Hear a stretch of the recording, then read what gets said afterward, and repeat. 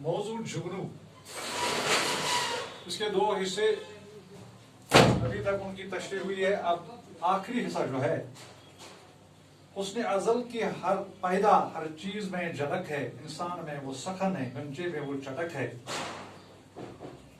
انداز گفتگو نے دھوکے دیے ہے ورنہ نغمے ہے بوئے بلبل پھول کی چہک ہے. تو اس میں شاعر جو ہے اقبال رحمۃ اللہ علیہ فرماتے ہیں، کیونکہ وہ اس نظم میں جگنو جیسے ایک کیڑے کی خاصیت بیان کرتے ہیں کہ اللہ تعالیٰ نے اس دنیا میں کوئی بھی چیز فضول نہیں بنائی ہے، بلکہ ہر ایک چیز کی اپنی اپنی ایک خصوصیت ہے. اور دنیا کی ہر چیز میں خدا کے حسن کی جھلک موجود ہے. کہتا ہے جیسے انسان میں سخن کی صلاحیت ہے، یعنی بولنے کی، کلام کرنے کی، اسی طرح گنجا جو ہے کلی، اس میں چٹکنے کا یعنی کھلنے کا وصف موجود ہے. تو اس سے معلوم ہوتا ہے کہ کوئی بھی چیز جو ہے وہ دنیا میں بیکار نہیں ہے، کیونکہ ہر چیز میں خالق کی کائنات کی خدائی بزرگ و برتر کی جھلک موجود نظر آتی ہے. یہ چاند آسمان کا شاعر کا دل ہے گویا، وہاں چاندنی ہے جو کچھ یا دور درد کی کسک ہے. اقبال اس شعر میں جو چاند ہے اس کا موازنہ، اس کا کمپیریزن، اس کو کمپیئر کرتا ہے انسان کے دل سے، کہ چاند میں جس طرح چاندنی ہے اسی طرح انسان کے دل میں درد کی کسک جو ہے وہ موجود ہے. یہ کسک سے مراد ہلکا سا درد جو ہے وہ انسان کے دل میں موجود ہے. جس طرح چاندنی چاند میں موجود ہے، اس طرح درد جو ہے وہ انسان کے دل میں موجود ہے.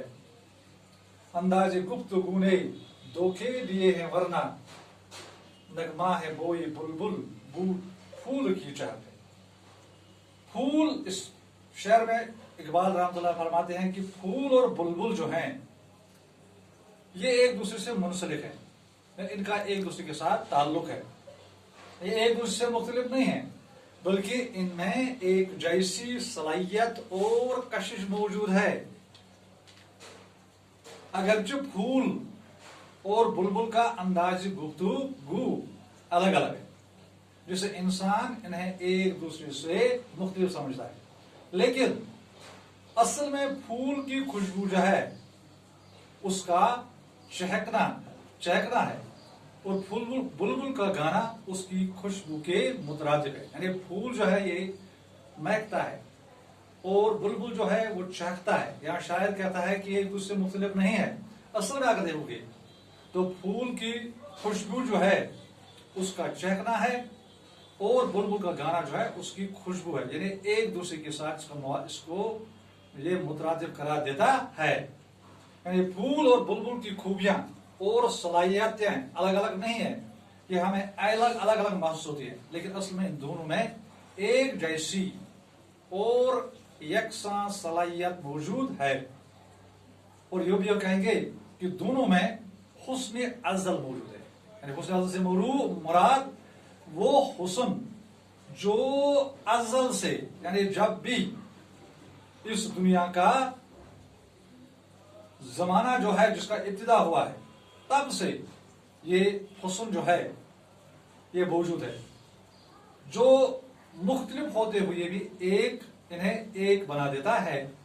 اگر دنیا کی تمام چیزوں میں خدا کے حسن کی جھلک موجود ہے تو پھر یہ ایک دوسرے سے کیسے مختلف ہو سکتی ہیں؟ وہ تو مختلف ہو کر بھی ایک ہی ہیں. یعنی یہاں پر کثرت میں ہو گیا ہے وحدت کا راز مخفی، جگنو میں جو چمک ہے وہ پھول میں مہک ہے. دنیا کی رنگینیوں پر غور کرے تو ہر چیز میں کثرت میں وحدت کا راز موجود ہے. یعنی جو بھی مخلوق ہے، ہر مخلوق یہ کثرت میں ہے مخلوق، تو اس میں اللہ تعالیٰ کا راز ہے، وحدت کا راز، یہ یکسانیت کا راز جو ہے وہ موجود ہے. جگنو کی چمک اور پھول کی مہک دراصل ایک چیز ہے. ये इख्तिलाफ फिर क्यों हंगामों का महल हो, हर शय में जबकि पिन्हा खामोशी अजल। अगर कसरत में वहदत मौजूद है और दुनिया की हर चीज से खुदा की झलक नुमाया है, तो फिर क्यों ये झूठे इख्तिलाफ की बुनियाद पर झगड़े होते हैं, यह झगड़ों का सबब बनते हैं ये इख्तिलाफात। इकबाल इस नज़्म में कसरत में वहदत के राज पर से पर्दा उठाते हुए जो इंसान है इसको इतिहाद, इसको यकजहती, इसको अमन का पैगाम देते हैं और दावती गौर व फिक्र भी देते हैं। यानी इस जुगनू नज़्म में इंसान के लिए एक सबक है जिसमें इंसान पर जोर दिया जाता है कि वो इतिहाद, यकजहती और अमन का पैगाम अपनाएं और दावती फिक्र और गौर भी करें।